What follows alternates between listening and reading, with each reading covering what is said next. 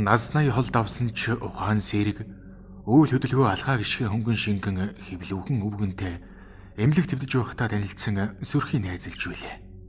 Мань өвгнийг нэмж яв гэдэг байв.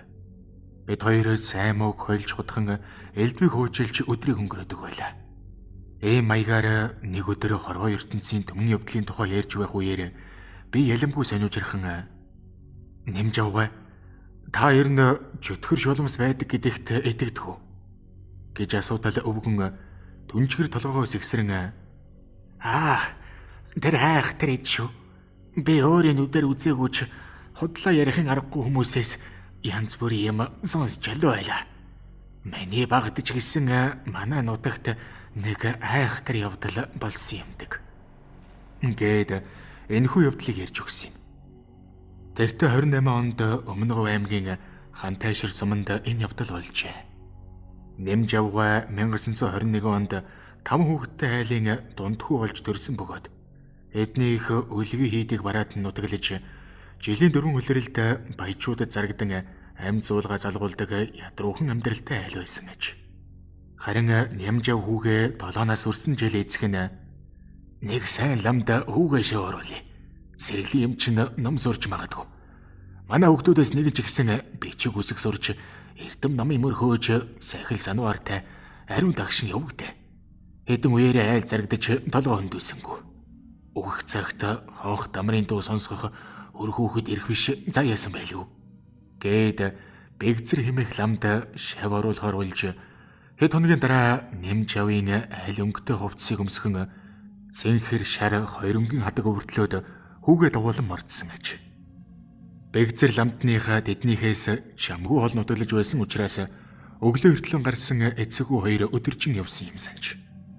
Замдаа аав нь "За хүү минь, гэр орноо санаж байна гээд гүйж болохгүй шүү. Чиний багш болох лам өвгөн насаараа ганц бие явсан амьд бурхан байгаа.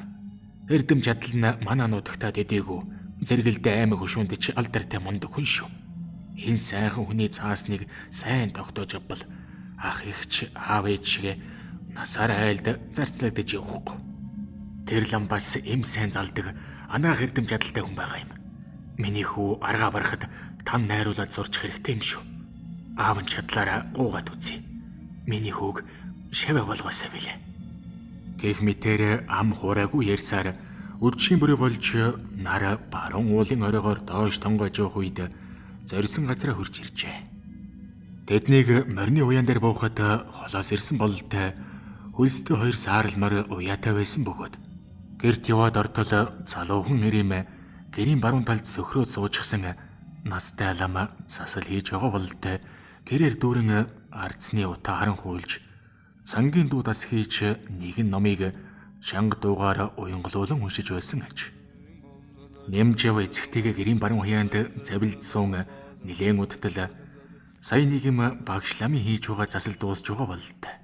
Өмнөө тавьсан явган ширээн дээрх зөвгцнүүдийг эхнэр нөхөр хоёрт ээлж дарааллаар гаргаж өргүүлээд жижиг даавуунд 4-5 зүйлийн юм боож өгч байгаа нь харагджээ.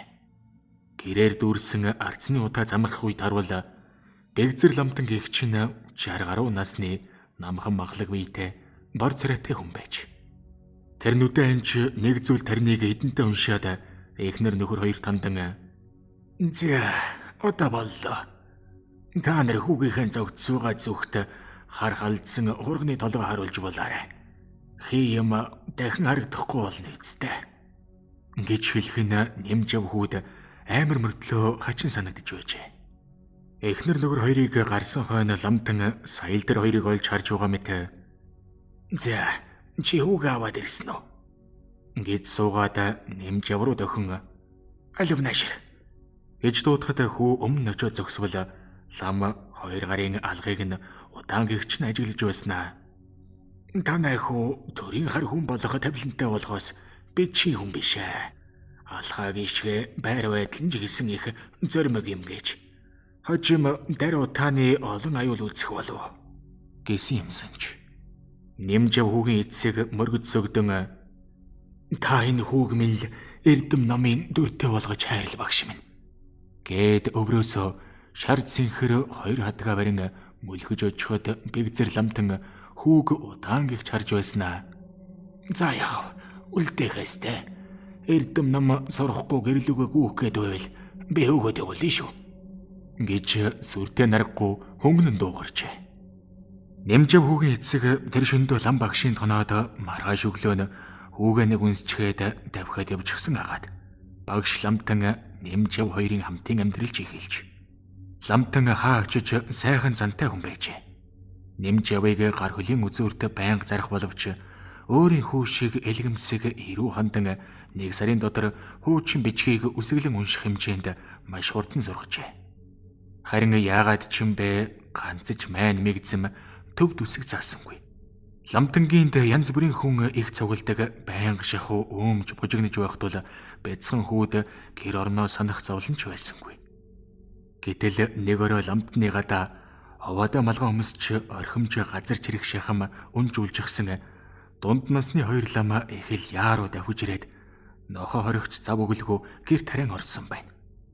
Нохоо хорих санаатаа гарсан нэмжав гайхсаар араас нь ортол ламнар эхлээд хоймрыг өнгөрөөтэй том бурханд нэг мөргөж дараа нь багшд сүгдэн мөргөснөө амууралдан байж за багш минь манай урд байдаг шар толгоон ингэрийн хонхорт хэдэн жилийн өмнө мөгсөн нөхөө хийдийн төөрөн дээр үхэрийн ороолонгууд бий болоод бид бүр аргаа бараад байна.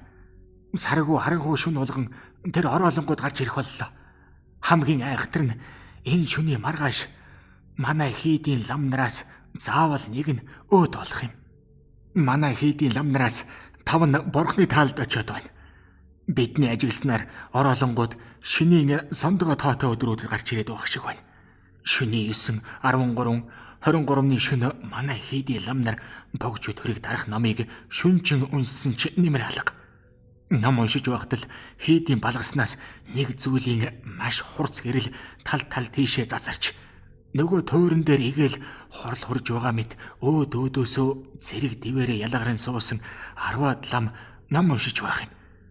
Тэд яг л бидний шиг ном уншиж байснаа гинэт газарт цөмрөн алга болчих юм. Тэгтэл эхнэр дээлтэй эрүү аман мэддэхгүй нэг хөгшин эмгэн хувхаарсан сүүжний яс барьчихсан хийдийн төөрийг тойрон гороо эргүүлж явж харагдах юм.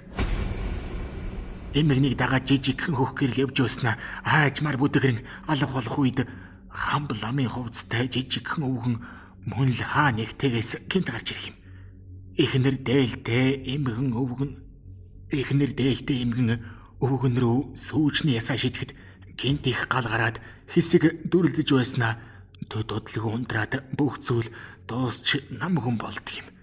Багш минь бид энэ ороолон жүтгэрүүдийг дарахаар олон удаа өдөр шөнөгөө гүрэм засал хийсэн ч тэд дарагдах нь бүүхэл харин ч сүр хүч нь ихсээд байна. Тэдний гарч ирсний дараа манай хийдээс нэг хүн өгдөг байсан бол одоо урд өмнө үзэгдээг өвчин гарч тэр хавийн айл амтан мал дуусч үхэж эхэллээ. Таал тус холч хайрл. Бид хоёр таныг залж аваачаар ирлээ.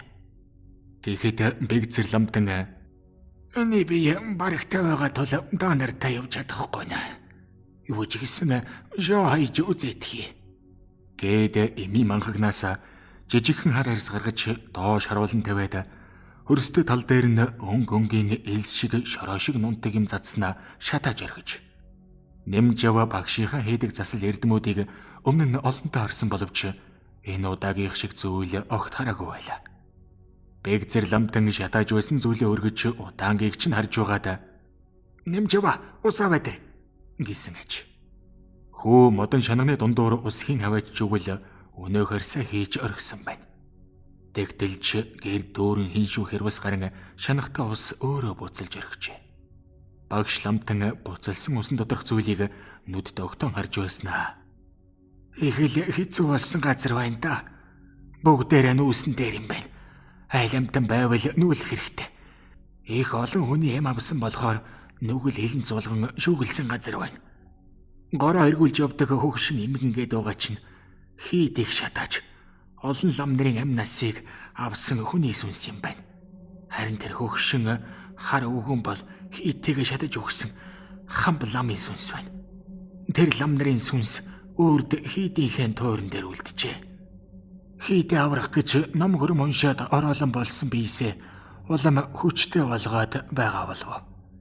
Би очиж засал хийж өгөөд дахиад хүний амнаас үргэдэхгүйч тэр газар амьд хүн амьтан байх хэрэггүй. Энэ цагаас хойш дахин нэг үе дуустал тэр газар шингэсэн сүг сүнснүүд хүн амьтанд халтай юм байна. Гээд орой жингээ ном уншиж ирсэн хоёр ламаар баахан балин хийлгэж улаан зотон будгаар бодан болуулаад явуулжээ. Гэвч тэрнээс хойш багш ламтны бие ерөөсөө хөдөлсөнгүй. Жил гаруй хэвтэрд байж сүүлдээ нэмжавын эцэг их ламтны гадаа нүүж ирсэн байна. Багш ламтан нь амьсгаа хураахынхаа өмнөхөн нэмжавыг дуудан сахиусаа зүүж өгөөд "Тэр утааны аюулаас хамгаалж явах юм шүү. Биеэсээ битгий салгаарай" гэсэн юм санж.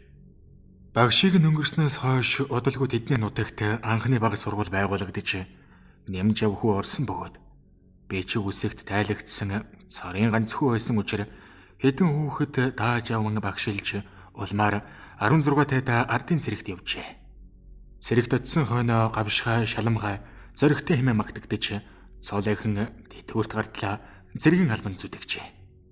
Хоёрч дайны утаа өнөрлсөн дэрбээр би дайны хамгийн халуун цэгүүд дээр байсан ч талигаж багшийн маань зөөж өгсөн сахиус сумны шарах элдэн муу юмнаас байнга хамгаалж ирсэн юм да. Намайг ямар хүн болж яаж шуухан явахыг тэр олон жилийн өмнө харж хэлнэ гэдэг их мундаг хүн байсны шинж юм шүү.